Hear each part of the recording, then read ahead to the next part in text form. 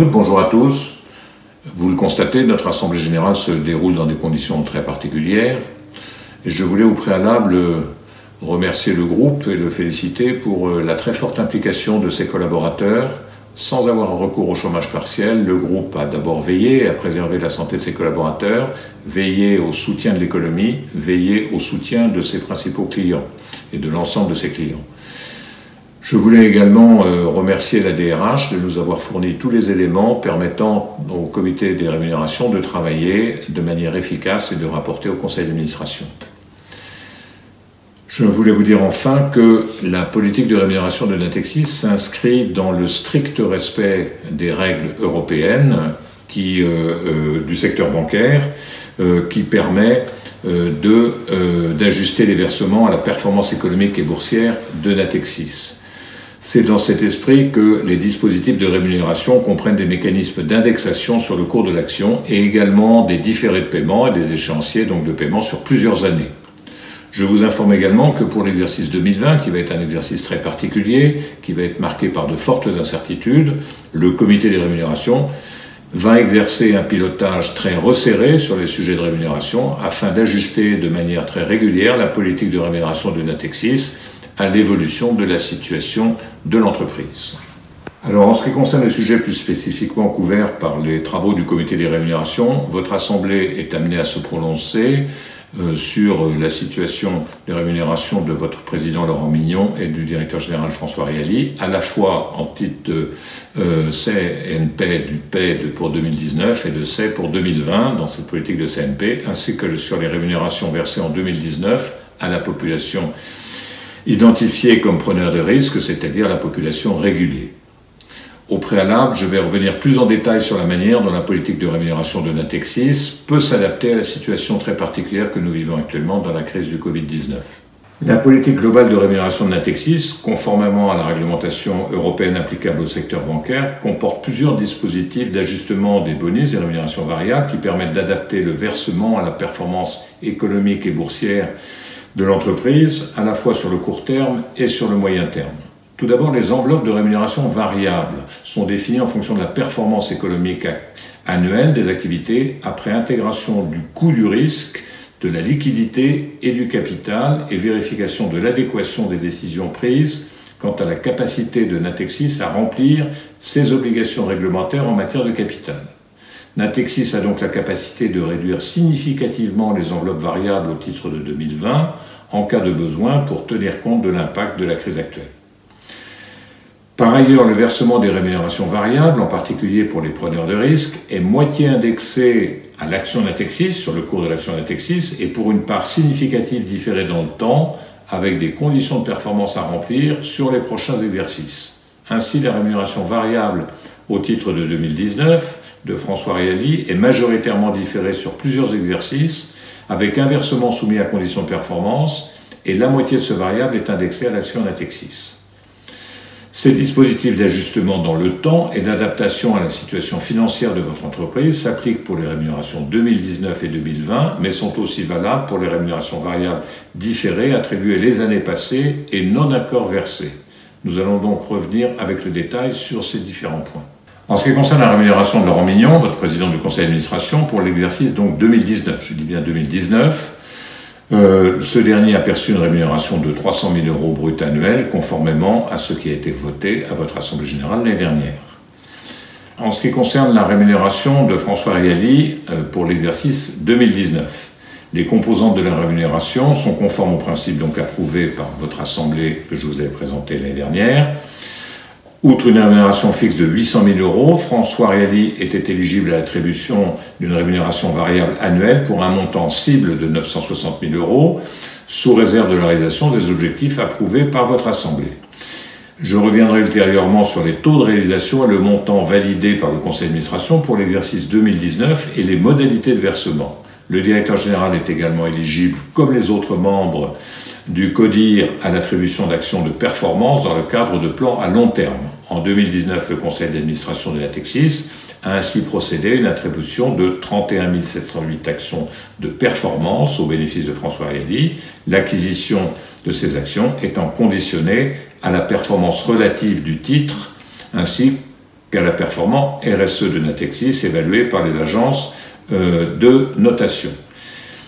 Le conseil d'administration de Natixis a fixé la rémunération variable du directeur général au titre de l'exercice 2019 à 102,94% de la rémunération variable cible, soit une attribution de 988 262 €. Ce montant reflète la performance financière de BPCE de Natixis en 2019, comme vous le voyez dans le tableau qui vous est présenté. En ce qui concerne les critères stratégiques, le Conseil a pris acte de la nouvelle dynamique impulsée avec la cession des métiers SFS, de la poursuite des avancées sur la classification des organisations et des nouveaux modes de fonctionnement, et le travail sur le socle culturel. Cette attribution est en augmentation de 9,1% sur une année pleine par rapport à 2018, année qui avait été impactée par la conséquence des incidents en Asie. À nouveau, il faut souligner que ce montant attribué ne reflète pas le montant qui sera finalement versé. Ce point est très important. Comme je vous le disais en préambule, plusieurs mécanismes d'ajustement existent, même après l'attribution, pour François Riali comme pour l'ensemble des preneurs de risques de Natixis, ce qui permet d'aligner le versement avec la performance de Natixis de ses métiers sur le moyen et long terme. Tout d'abord, les paiements des parts variables différées attribuées précédemment sont conditionnés chaque année à la capacité de Natixis à faire face à ses obligations en matière de fonds propres. Ensuite, le versement de la rémunération variable différée est soumis non seulement à une condition de présence, mais également à des conditions de performance mesurées sur chaque exercice précédant le versement des sommes différées. Enfin, à minima, la moitié des rémunérations variables attribuées est indexée sur le cours de l'action Natixis. Pour François Riali, le cours de Natixis a ainsi un impact direct sur 57% des composantes variables de sa rémunération. 70% de sa rémunération variable totale, entre le variable annuel au titre de 2019 et les attributions de LTIP, seront versées sur les exercices 2021 à 2024, dont 14% dans 4 ans, et si seulement les conditions de performance sont satisfaisantes. Sur l'attribution de 988 262 € de son variable annuel au titre de 2019, moins de 18% sont versés en 2020 sans indexation. Sur la politique de rémunération du président du conseil d'administration pour l'exercice 2020, en ce qui concerne donc cette rémunération, la rémunération fixe annuelle de Laurent Mignon au titre de ses fonctions de président du conseil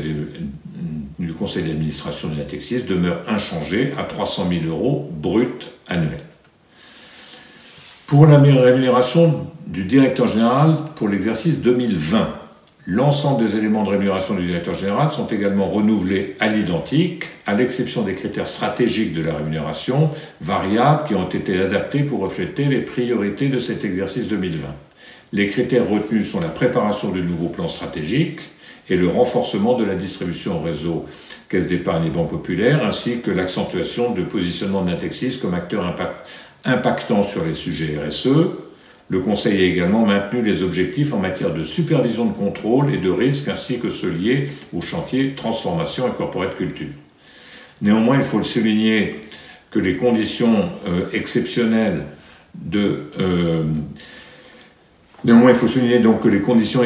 auxquelles nous devons faire face et les fortes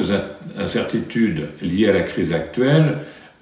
pourraient conduire le Conseil donc à adapter, comme je l'avais dit en préalable, dans le cadre prévu par la loi, les principes de rémunération que je viens d'évoquer, si ces derniers se révélaient finalement inadaptés. Je vous rappelle à cet égard que votre Assemblée sera de toute façon amenée à se prononcer l'an prochain sur la mise en œuvre en 2020 des principes que je viens de vous décrire, que ces derniers soient conservés en totalité ou adaptés en raison de la crise.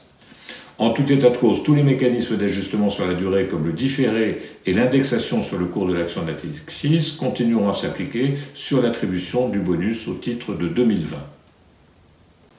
En ce qui concerne la population dite des preneurs de risques de Natixis, je vous rappelle que les collaborateurs sont identifiés conformément à la réglementation CRD 4, soit du fait de leur fonction et de leur niveau de responsabilité, ainsi que de leur capacité à engager significativement la banque, soit en raison du niveau de leur rémunération totale sur le dernier exercice. Au titre de l'exercice 2019, 346 collaborateurs ont été identifiés comme population régulée, soit un chiffre du même ordre que celui de 2018, où il y avait 332 collaborateurs au titre de la population régulée.